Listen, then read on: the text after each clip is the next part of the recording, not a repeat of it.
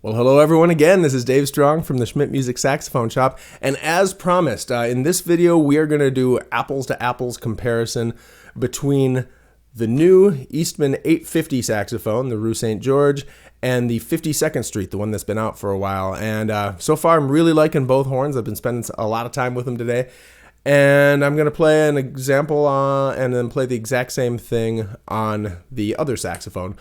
Pretty simple, but hopefully it'll give some perspective on how they differ from each other because they're pretty different horns. On everything, I'm going to keep this setup pretty simple. This is a Meyer 7M, a $5 two-screw ligature, and a Lavaz medium hard. And I'll use the same equipment on both, same reed, all that kind of stuff. So let's get started, and please let me know in the comments below what you notice or if you notice anything. And at the end, I'll describe what I feel on my end as a player.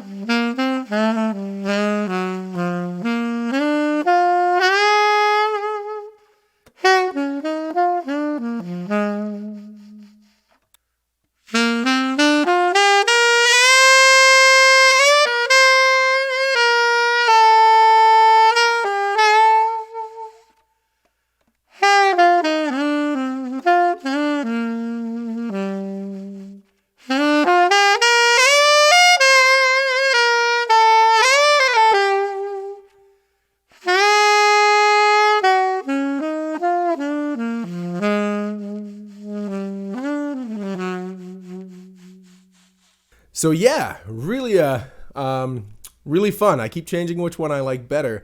I think it's just two different flavors. You know, this is probably more like my saxophone. I play a Mark 6 for my alto, and that has a little more resistance and it's a little more focused, but it still stays dark. And that's what this feels like. It's not exactly this is not a Selmer ripoff by any means. It's a very unique horn with all the key work and the way it feels. But if I were going to liken it to something, it would be in the sound and resistance neighborhood of like a good Selmer or a Yanagisawa or something like that. Whereas the Eastman, as soon as I play that, everything opens up. There's less resistance. It's bigger. And that's just what you like more. You know, some people want that kind of big sound that's more room filling. People want a little more focus and a little more resistance. I actually lean towards the focus and resistance. I think if I spent a lot of time with this saxophone, this might overall in the end come out on top for me, but I have to spend more time with it. I'm still pretty new with it, but what I would say is if you're looking for this type of horn, especially if you're a more classical player, put this one in the list of stuff you have to try. If you're trying out, a Selmer Series 2 or Series 3 or a reference, and a Yamaha custom Z or a custom EX, and you're throwing a Buffet Senzo in there, and you're throwing a Yanagasawa in there, all of those type of horns, this will fit in with nicely. Now, if you've tried a lot of those horns and you're like, that's not my thing, I like some of the old Cons and Kings and Bushers, or even if you've tried those and it's not giving you what you want, then the 52nd Street might be more your thing. And I honestly am still undecided. I like them both for different reasons. I guess it would depend on the gig. But boy, let me know in the comments below what you notice sound-wise. I tried to play similar stuff on each example. I know I didn't note for note do it. I should have probably written that out. But really the spirit of how it felt and how the sound and the resistance and the feel and all that hopefully comes through in the recording. So again, let me know if you have any observations, comments, or any questions about this horn. We don't have them for sale yet, but we are going to carry these as soon as they're available to us. These are really seems like a great horn, but we don't yet. But let me know if you're interested. And again, next video I'm gonna probably play a tune or two with this one and play it in a musical context. Obviously, I can't play it with a real band yet, but we'll get a play along going, and I'll do it over maybe a more traditional jazz song, and then maybe something a little more funk or R&B oriented. My classical chops aren't quite there to to do a classical example, but maybe one of these days I'll brush up and get that back and see what I can do. Otherwise, I'm going to stop rambling and end the video here, but if you have any questions, reach out in the comments below. Reach out to me at the sax shop at schmidtmusic.com, and we will see you in the next one. Thanks again.